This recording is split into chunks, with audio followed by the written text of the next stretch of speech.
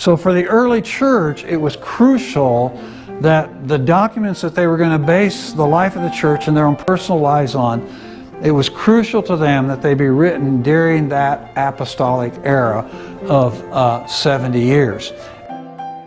Part of the popularity of these texts, these Gnostic texts, was because the way they were represented is they were represented as the lost books of the Bible, okay? So, you know, we just never had these books, and now we've got them, so now we can add them to our Bible, or in some cases, we can replace some of the texts we have in our Bible because we think these are better, okay? And so that was the result of the Nag Hammadi texts in the decades that followed.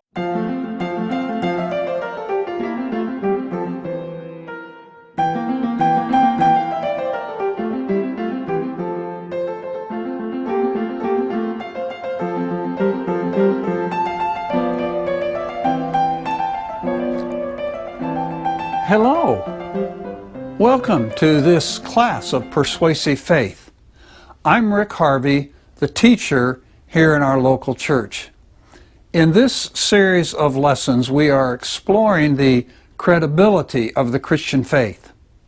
If you find this lesson helpful, don't forget to hit the like button, and if you want to make sure you see future lessons, be sure to subscribe. If you would like a copy of the slide notes from this class, there's a link in the description below. Now, today's class.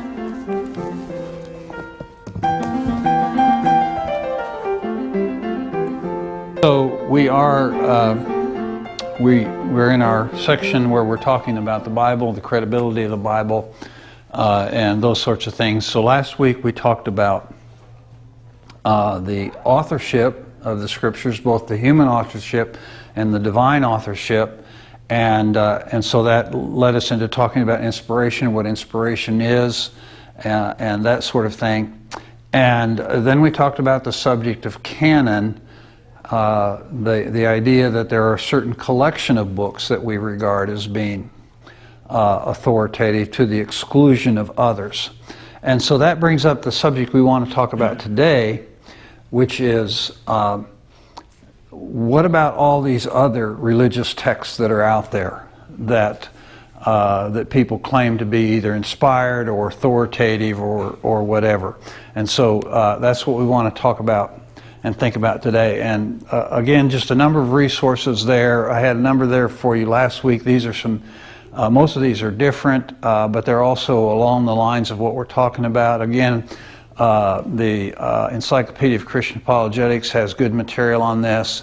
Douglas Gruteis, Jesus in an Age of Controversy, and the Kostenberg-Kruger book, The Heresy of Orthodoxy, and Oswalt's The Bible Among the Myths is very good about, all of those are good about talking about why we use the canon that we use. Bauckham has a number of resources. One is his Jesus and the Eyewitnesses, which is specifically about the Gospels and how we know that the Gospel accounts are actually eyewitness accounts and why they are why we consider them to be credible. And then he also has a talk that he gives that's available on YouTube, about an hour-long talk on the authenticity of the apostolic eyewitnesses. And Peter Williams has a lecture that he does on YouTube that's very informative. Why I Don't Believe in the Septuagint. It's kind of a little bit of a provocative title and a little bit misleading. It's not because he doesn't believe that the Septuagint is useful and that sort of thing, but his argument is that some people go too far with their understanding or have a misunderstanding of what the Septuagint actually is, and that leads to misunderstandings. And so he explores all of that. So there are basically three categories of books that we want to think about that lie outside of the canon that people oftentimes think are in some way authoritative or inspired. And the first category is the Old Testament Apocrypha, which are the books that some Christians have in their Bibles between Malachi and Matthew. And then there's a whole category of texts that we kind of classify as New Testament apocrypha that relate to the life of Christ or the early church, that sort of thing. And then, of course, there's all the religious texts that you see coming from other religions that sometimes are claimed to be inspired, certainly claim to have some kind of spiritual authority or whatever. So the question is, why do we not include these books in our canon? Why do we only include the ones that we talked about last week? So first of all, let's just think about competing religions or other religions and their religious texts. So this would be the writings of other religions that either the writing itself claims to be authoritative or inspired, or the people who adhere to that religion consider them to be inspired or authoritative. And of course there are many of them we could list, but just examples, of course, would be the Quran with Islam. The Hindus have a number of texts, among them the Bhagavad Gita and the Upanishads. There's the Lotus Sutra that a particular branch of Buddhism uses. There's, of course, the Book of Mormon, the Pearl of Great Price that the Mormons use. So there's a whole batch of them out there which the adherents to those religions claim are authoritative. And oftentimes then what you'll hear people say or you'll read is that people will say, well, as Christians, you claim that the Bible is authoritative, but there's all these other texts out there. And oftentimes they'll make several different arguments that really are non sequiturs. They just don't follow. And the first one is kind of the implication is, well, since there are all these various religious texts out there that claim to be authoritative, we can't believe any of them. Okay? And of course there's no reason to believe that. There's no reason to accept that. It doesn't follow that if you have many claims, conflicting claims regarding a subject of any kind, that because you have many conflicting claims, none of the claims are valid. That just doesn't follow. So, you know, you may have a case, you may have a legal case. Say, for example, you have a disputed inheritance. So somebody's left a huge inheritance, and you may have several different family members or people competing for in court for the inheritance. Okay. Well, the fact that you have 3 or 4 different people competing for the inheritance or making claims on the inheritance doesn't mean that one of them isn't a legitimate claim just because you have a number of them. So that argument just doesn't follow. Then kind of a related argument is the argument, well, yeah, maybe one of them is legitimate, but because there's so many of them, there's no way to know. So just having a number of competing claims means you could never know which one was the legitimate claim. So it's very similar to the first one. But again, that doesn't follow. So like in a legal case, like I just mentioned, if you have competing claims for, say, again, an inheritance, just because you have many doesn't mean that all of them are equally credible. It doesn't mean that there's no way to find out. There may be a way to find out, and oftentimes, of course, there is a way to find out which one is the legitimate claim. And then the third argument that's sometimes made, which you'll hear, is people say, well, there are all these other religious books out there. There's all these other religious claims out there. So the only way that you would be bona fide in claiming that Christianity is true or believing that Christianity is true is if you studied all these others. So before you can make a claim that Christianity is true, you really need to have studied and evaluated and assessed all these other claims so that you're in a position to judge between them.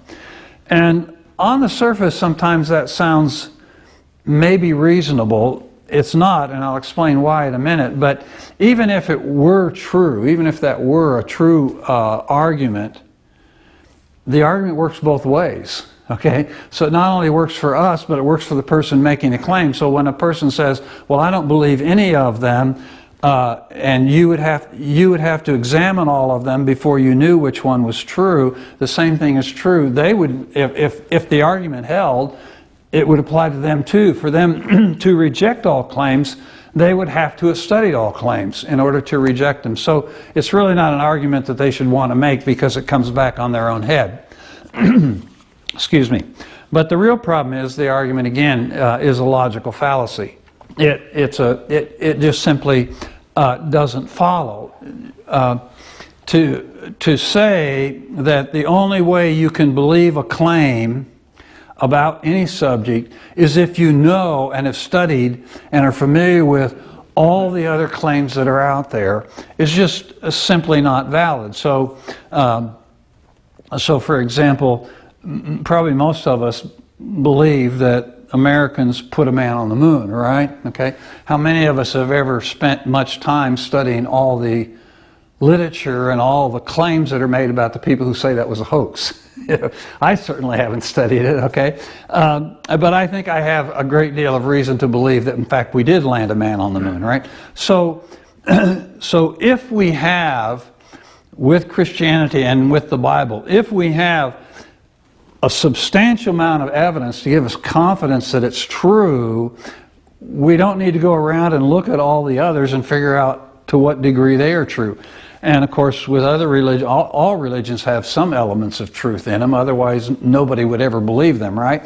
So, but I don't have to, if I have confidence in the truthfulness of the Scripture, and if the evidence that I have is sufficient, and if my cognitive faculties are working properly, then there's no reason for me to go around and explore every other possible alternative that somebody out there, for whatever reason, proposes. So those are just some arguments that people will give about religious texts, that other religious texts that just, they just don't get any traction. And of course, as we saw last week, the Bible does have substantial evidence for its credibility, and in many respects it's very unique in that regard.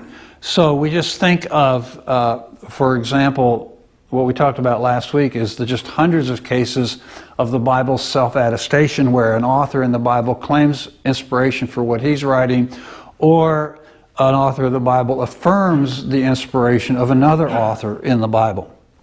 And in one respect, the Bible, while it's not totally unique in that, is fairly unusual. There are a number of religious texts out there that don't make the number of claims and the extent of claims that the Bible does. So that in itself makes the Bible unusual. And then, of course, there's all the evidences that we talked about last week. We talked about its truthfulness, its internal integrity. We talked some about the historical nature. The Bible really stands out unique among all the religious texts in just the extent of a historical document that it is, and the degree to which the historical claims of the Bible have been independently verified. And then, of course, there is the prophetic accuracy, the extent of prophecy, and the accuracy of those prophecies in the Bible. And then, of course, we talked about the miracles that were performed by the authors, and we talked about the witness of the Holy Spirit. So we have a great deal of reason to have confidence in the Bible. And the extent to which the Bible is supported then by these other kinds of evidence, these external evidence as well as internal evidence, the extent to which it's supported really does make the Bible stand out as unique in comparison to all these other religions. So then let's go on. Let's talk about the apocryphal text, because this is where oftentimes even Christians get confused or troubled. So apocrypha comes from the Greek apo, which means from, and grapha, writing. So it's just referring to those books which lie outside what we consider to be, or what many Christians consider to be, the official canon. Okay, and then you have kind of two categories or two classifications of apocrypha.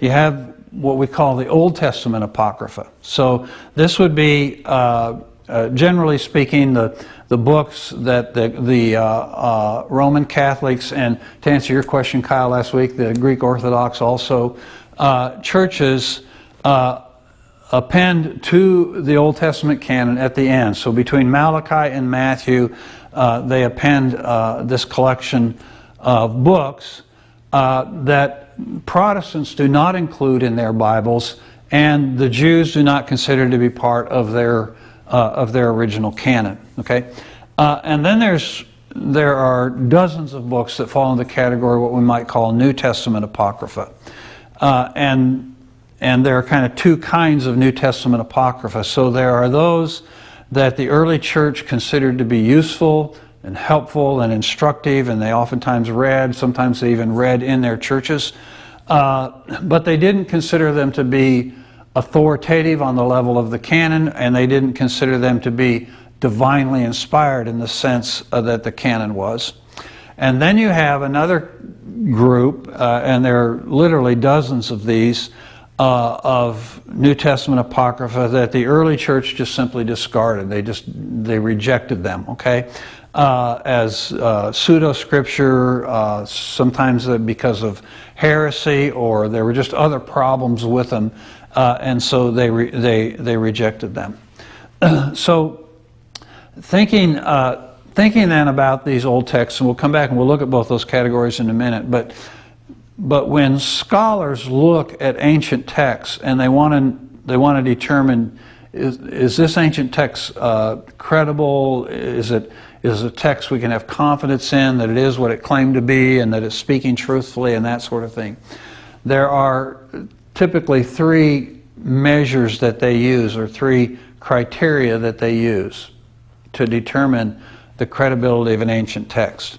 And the first is how authentic is the text, the authenticity of the text. And this has to do with the author of the text. So when a scholar today is studying an ancient text, and this was true also with the early church when they're evaluating various texts that could or could not be in the canon, this issue of authenticity came up, which is who wrote the book, okay? And how do we know who wrote the book?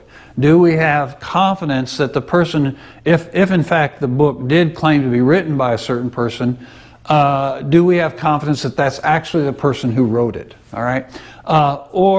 And if we don't know exactly who wrote it, do we have reason to believe that the person who did write it was in some kind of a position to know what they were talking about, to be authoritative, okay? And then the second test is the test of integrity. And this has to do with the actual copies that we possess, because we don't possess the original copy of any ancient text, religious or otherwise, okay? So we don't possess any original copies, what are called autographs. What we possess are copies of the originals, or copies of copies, okay? And so the question is, the text that we have in our hands, whether it's a Greek manuscript from the 10th century, or it's a Hebrew manuscript from the 1st century BC or 2nd century BC, or if it's our own modern Bibles, the question is, to what degree can we have confidence that the text itself was accurately preserved between when it was originally written and the manuscript or the copy that I have today? So the question is, the words that are in there, are they really the words that were originally written? So it has to do with the integrity of the text. And then the third test is the test of veracity. Is what the text says actually true? Okay? To what degree can I have confidence that the things that the text is saying are actually true? So these are the kinds of things that scholars look at when they're looking at an ancient text to decide whether or not it's a text that they should have confidence in and give serious weight to. So knowing that, then, when we go back to the Old Testament canon, why do we have confidence in, as Protestants, why do we have confidence in the 39 books to the exclusion of the Apocrypha? And one of the reasons, first of all, when we talk about the canon of the Old Testament, as Protestants, we think of the 39 books from Genesis to Malachi, okay? And that, but when the Jews talk about their canon, typically they'll talk about 22 or 24 books, okay? Now, in fact, we're all talking about the same thing, because the Jews they don't divide the books up the same way we as Protestants divide them up. But the 39 books of the Protestant Bible, Old Testament, coincide precisely with the 22 or 24 books of the Jewish canon, okay?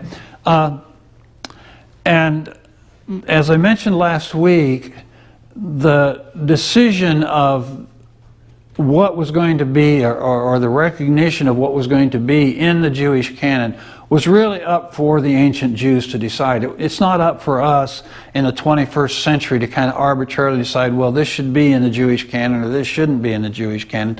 That really lies within the purview of the Jews. It doesn't lie within the purview of the church. So when the church comes along later and wants to include the Jewish scriptures, we have to accept what the Jews accepted and recognize as the documents of their covenant. So, and the fact is that by the time you get to what's called Second Temple Judaism, so Second Temple Judaism runs from about 200 BC to 100 AD, okay?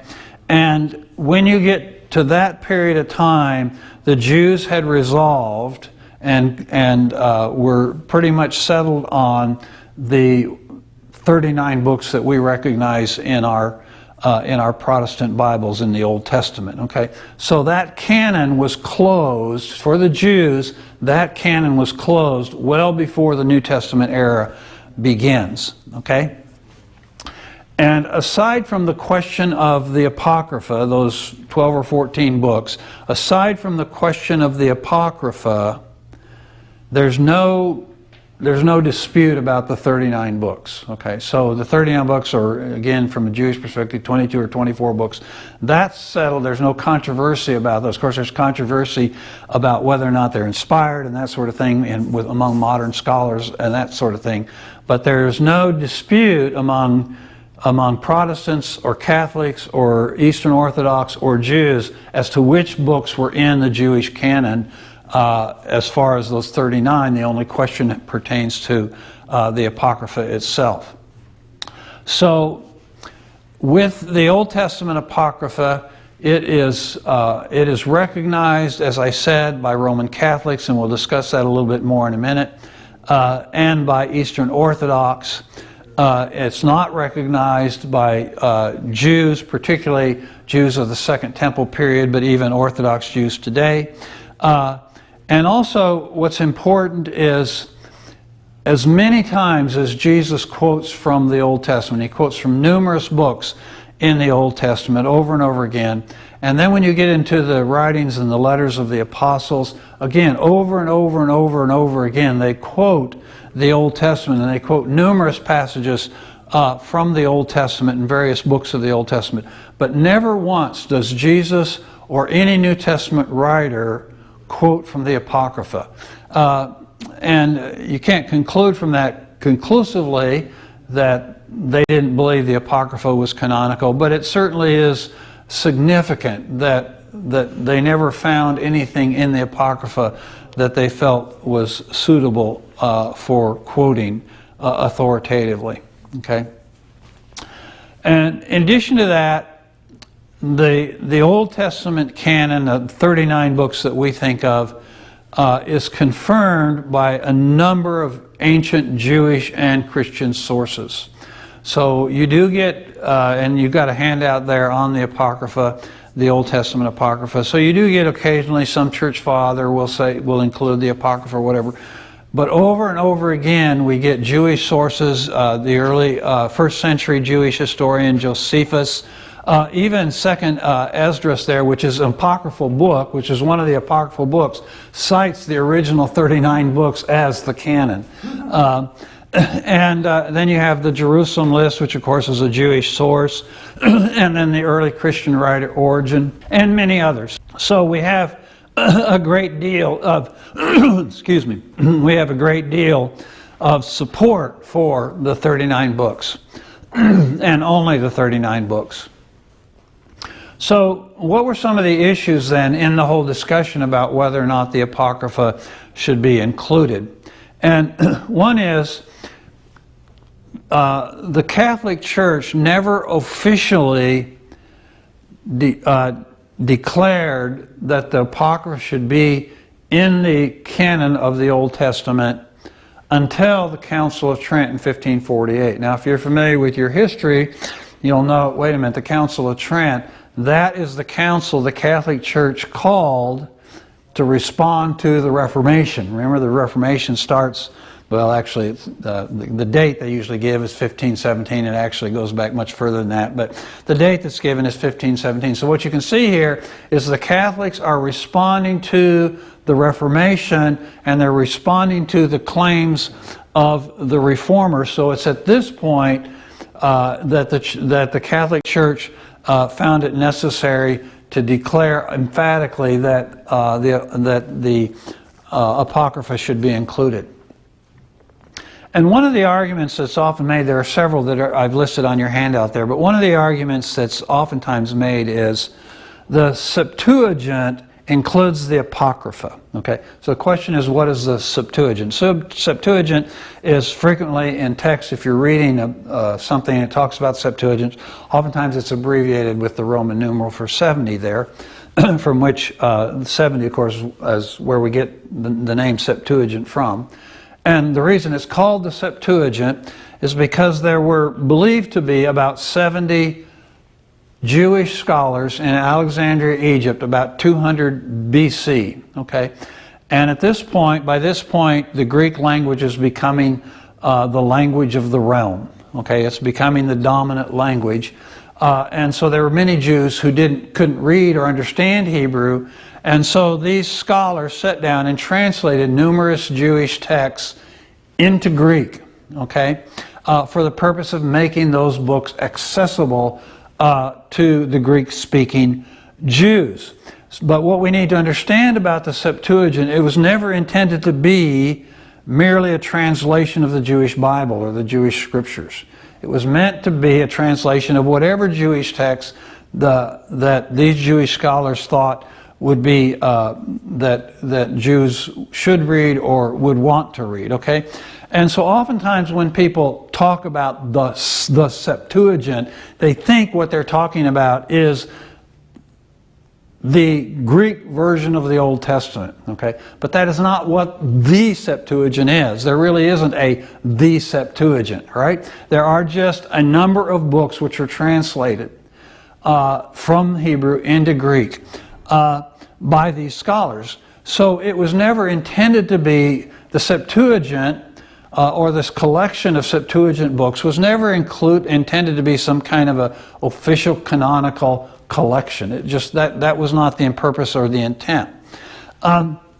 Also, something to keep in mind is, why were the Catholics so insistent on including and wanted to make it really official when you get to the Council of Trent? And that's because, one reason is because the Reformers were very insistent on denying the doctrine of purgatory, and they were very insistent on denying this whole idea of prayers for the dead. And to the Catholics, they believe that both of these doctrines are supported in the Apocrypha. So it was important that the Apocrypha be included because they lent support to the Catholic doctrines of purgatory and prayers for the dead. All that being said, I don't want to downplay the significance of the Apocrypha. So both Jewish scholars and Christian scholars, both in times past and even today, find the Apocrypha very useful. And oftentimes, if you're reading, even if you're reading a conservative Christian commentary today, oftentimes you'll see them referring to passages or statements in the Apocrypha, not because they are authoritative in the sense of the canon, but because they're just really informative about the history of the times and that sort of thing. They shed a lot of light on that period of time between between the closing of prophecy and the book of Matthew. And so scholars find the books very helpful and very useful, and also in the process of translation of the New Testament from Greek into modern languages. So when translators sit down to translate from Greek manuscripts, from Greek texts, into modern languages, whether it's English or whatever it is, oftentimes they find help, they get insight from the way, from the Greek text of the Septuagint. So it's not that the Apocrypha has no usefulness to us today, but we just do not include it as inspired canon. So then that brings us up to the question of the New Testament Apocrypha. And the chief question that arises with New Testament Apocrypha is the question of apostolicity, okay? So what we're talking about here is really that issue of authenticity. So I had those three criteria that we use with ancient texts to determine ancient text, and there was authenticity, integrity, and veracity, right? Well, this issue of the apostolic nature of a text goes to this first issue of authenticity that we talked about, okay?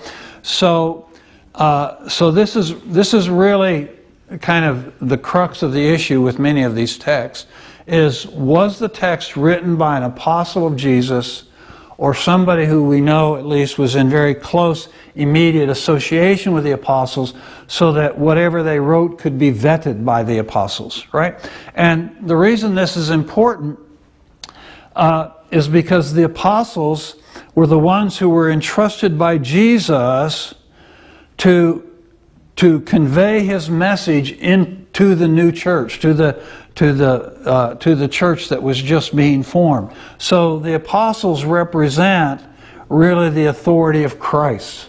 So Christ's teachings and Christ's will and his purposes for the church then are conveyed to us through the apostles, and the only way to know that we have confidence that we're getting what Christ wants is if we're getting it through those who Christ certified, who Christ gave authority to. Okay? So again, this whole idea of the connection between canon and covenant comes up. The question is, how can we have confidence with a text, or with a particular text, can we have confidence that this particular text is one of the documents of the covenant? Okay?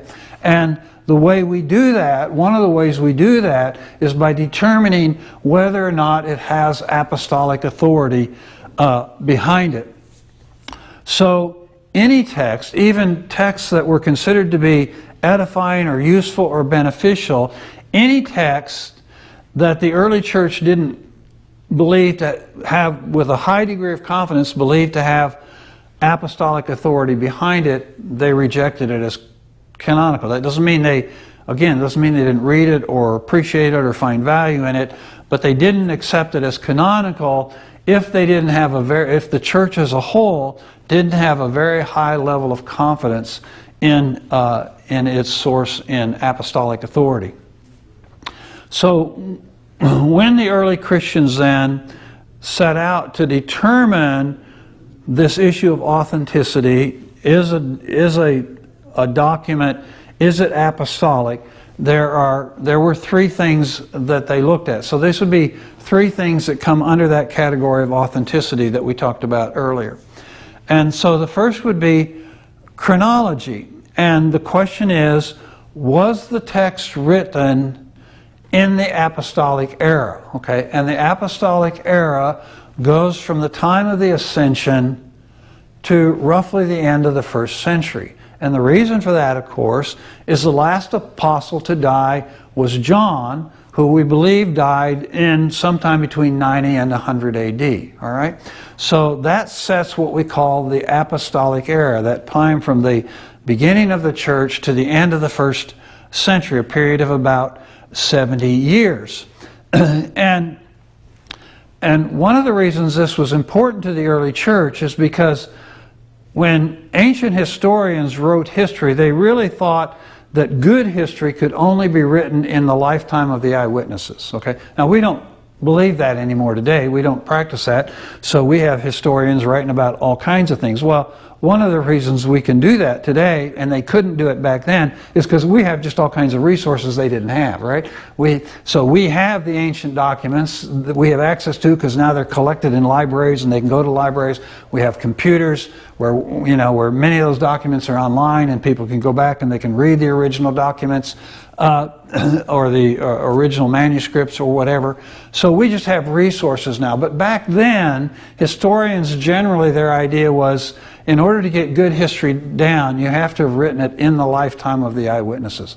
So for the early church, it was crucial that the documents that they were going to base the life of the church and their own personal lives on, it was crucial to them that they be written during that apostolic era of 70 years. And as I said, of course, that era ended around 100 AD. The second question, the second C, so to speak, is the issue of the circle from which the author arises. So was the author among the original apostles, okay, which would be 12, including Matthias, and then of course Paul? Was the original writer in that circle of original ones, or were they a close associate of those original apostles? Okay, so for example, the early church accepted the Gospel of Mark, even though Mark is not written by an apostle, because Mark was believed by the early church, strongly believed to be a very close associate with Peter, and in fact, the early church fathers were quite certain that what the Gospel of Mark is actually is it's the memoirs of Peter. So what we have with the Gospel of Mark really is, in one sense, the Gospel of Peter. It's Mark recording Peter's memoirs. And then, of course, we have Luke, who also is not an apostle, but of course, as you know, he's a very close associate with Paul, traveled with Paul, and so the things, and also we know from his writings that he had access to a number of eyewitnesses. So in addition to being able to be close associated with Paul, he had access to a number of eyewitnesses that he conferred with when he wrote the Gospel of Luke and the history of the book of Acts. And then the third C that the early church considered was the question of continuity. And this just has to do with whether or not the teachings of a document, the things that are represented in the document, actually have continuity with what the accepted books, the other accepted books, taught and what they knew that the early church taught. As you'll see, with a number of these texts that come into question, there are conflicts of continuity. There are conflicts between these texts and what we know the early church taught and the early church believed. So these are the kinds of things that we look at and consider when we look at books and ask ourselves, should they be in the New Testament or not? These are the kind of things the early church looked at, and these are the kind of things that scholars look at today. So, as I said, there are many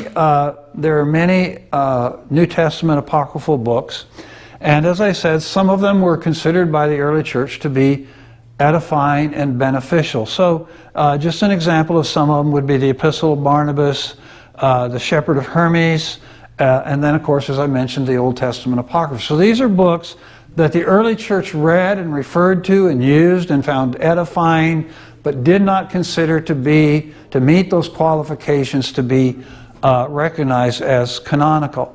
And then you get a whole list, and I only have 5 here, but there are literally dozens that fall into the second category of books that the early church rejected as being pseudo-gospels, or they rejected them as being false or problematic in one way or another. And a couple things, I'm not going to go through each one of them individually, but a couple things I want you to notice is notice the dating on them, okay? The earliest ones are dated in the 2nd century. So this, and we're talking here about the original, not the manuscripts, but the originals are dated at 2nd century or later, as late as possible, even the 6th century. So clearly puts them outside of that test of chronology. And then, secondly, you'll notice I have several of them listed as Nag Hammadi texts. Okay, so what do we mean by that? What are the Nag Hammadi texts? Well, this is really if you like Indiana Jones, you like the Nag Hammadi story, okay? This is really a fascinating story, and I don't have time to go into it all. But in December 1945, and if you're familiar with your history, this is actually about 2 to 3 years before the discovery of the Dead Sea Scrolls, okay? But in December of 1945, there was an Egyptian farmer from the Egyptian city of Nag Hammadi who was out searching for mushrooms. He was looking for mushrooms, and in doing so, he came across this red sealed earthenware jar, okay, that he just found quite fascinating, and so he took it home with him, but he was afraid to open it because he was afraid it might have some kind of evil spirit or something inside of it. If he opened it, it would, you know, Pandora's box type of thing, all right? So for a long time, for a while anyway, he didn't open it, but eventually his curiosity got the better of him, and he opened it, and he found in it just a bunch of old parchments, okay? Well, he had no idea what they were or and they were in a language he didn't understand, and so the best use for these things was to use them for kindling to start his fires with, okay? So he started using them as kindling to start fires with. Well, fortunately, eventually, it turned out that he discovered they were worth more than that, all right? And so eventually they discovered that what was in this jar actually were, what was left after he burned some of them, were 52 assorted manuscripts. Now, the Indiana Jones type story goes on from here. It's really kind of a fascinating story, but the short of it is that eventually when scholars got their hands on it, they determined that what these manuscripts were they were Coptic translations. So in other words, they were in the Coptic language, translated from earlier Greek writings that came from an early Christian heresy called Gnosticism, which was, of course, a 2nd century and beyond Christian heresy. It turns out that actually we had known about these writings before because some of the early church fathers, 2nd, 3rd century and that sort of thing, had commented about them or written about them and criticized them or contradicted them or whatever. So we knew that these writings had existed, but we didn't have any copies of them. So there was no way to check what the early church fathers said against any kind of documents because we didn't have any documents until these Nag Hammadi texts were discovered.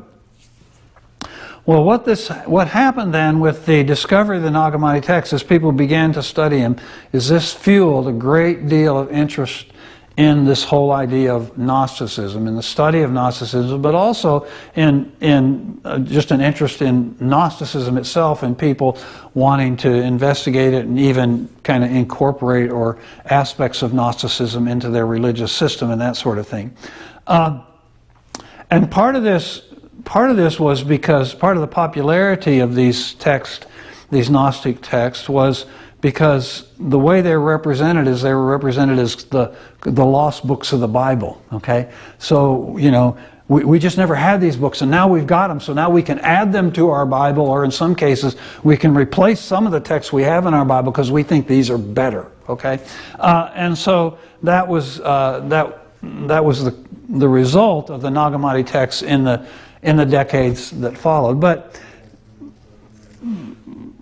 Christians in the early church rejected these Gnostic writings, and we reject them today as Christians. We reject them for several reasons, and primarily the reason we reject them is because they'd failed to pass these tests that we've just talked about. The test of the credibility of ancient texts, authenticity, integrity, and veracity, and they failed this test, particularly the test of authenticity or apostolicity, okay? So they failed the test for the reliability of ancient texts and for canonicity. Particularly, they failed the test of authenticity or apostolicity, one, because they failed the test of chronology. They are dated outside of that period of time that we consider crucial for a book to be canonical. Secondly, we don't know who wrote them. So they clearly were not written by people who associated with the apostles, even though some of them carry names like the Gospel of Peter, okay? So it's claiming to be authoritative, but we have no way of verifying that as being true. And in fact, there's strong evidence, of course, that it's not, because they lie outside that period of time. So since they lie outside the period of what we consider to be the apostolic era, then when they were originally written, then clearly they couldn't have been written by Mary or Peter or Judas or whichever the case may be. And then the third thing is they fail the test of continuity. They have things in them that run counter to what we know the early church believed. Particularly they have these kind of Gnostic themes in them about creation and other things. The second way they fail is they fail the test of integrity. That's, how do we know the text is reliable? Well, we don't, because we don't have, of course, we don't have the originals, but we don't have any other text to compare them with. So unlike what we have with the New Testament manuscripts, we have no way to verify the integrity of the text itself, that it accurately represents what was first written. And then the third thing is that there are claims that are made, historical claims that are made in these texts that actually run counter to things we know from history. Okay, and so we know that they are very questionable as far as the historical claims that they make. So these are reasons why we as Christians reject these texts and do not believe they should be included in our canon. So with all that being said, then, just kind of to wrap things up, just have confidence that the Bible really is unique. Among all the religious texts that are out there, it's one way that it's highly unusual is just the extent to which it claims to be divinely inspired within the text itself. And then another way that just really, the Bible is really unique in its historical nature. The Bible is really a historical book. And one of the ways this is manifested is the fact that historians who don't accept the Christian message, the spiritual message of the Bible, nevertheless use the Bible as a reference source when they do history. So for example, when an archaeologist goes to study archaeology in the Holy Land or in that area of the world, they oftentimes will have a Bible in hand, okay? Because they just know that there's a great deal of reliable historical information they can use as they do their archaeological research. And the same is true with historians in general. They use the Bible as a reliable historical text because it has been shown to do so. No other religious text has that kind of reputation. And then, of course, another reason, and we talked about this last week, is because the Bible relies heavily on fulfilled prophecy for the validation of its truthfulness and its credibility, right? So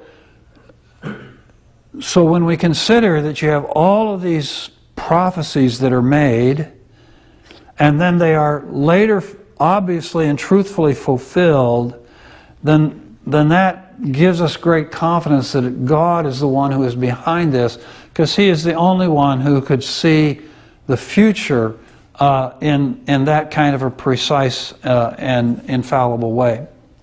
In addition, of course, we have very strong reasons, as I said, to accept the 66 books of the Old Testament and 39 of the Old and 27 of the New that we have in our Protestant Bible. And there's no real reason for us to accept as authoritative or inspired either the Old Testament Apocrypha or the New Testament Apocrypha. And the claims that are, you oftentimes hear, you got it in the various writings of scholars today, and Dan Brown's, what was Dan Brown's book? Yeah, the Da Vinci Code. Slipped my mind there. Da Vinci Code, and the movie that was made off of it. So you get all these claims, okay, that are made on behalf of these pseudo-gospels, but in reality, when we really look at them, we really study them, and even scholars who are not particularly sympathetic to Christianity recognize that those claims just certainly can't get any traction. They're just not true. So we have a great deal of reason to have confidence in the canon that we have, and we have no real reason to feel like we need to go study the religious texts of other religions. Now, let me just say this, that I don't need to study the texts of other religions to have confidence that the Bible is true.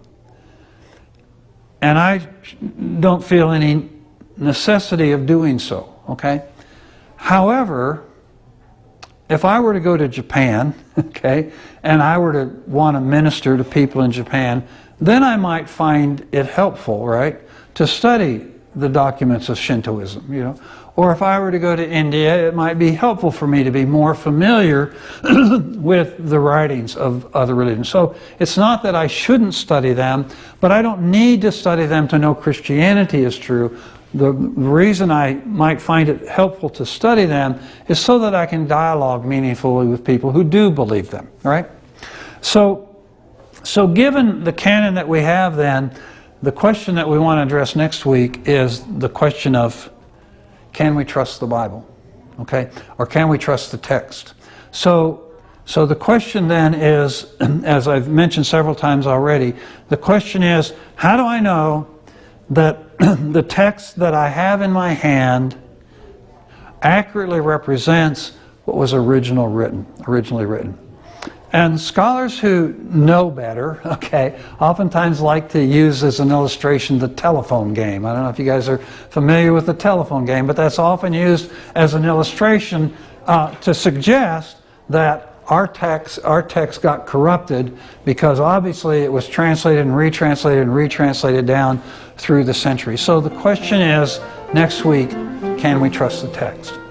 Okay?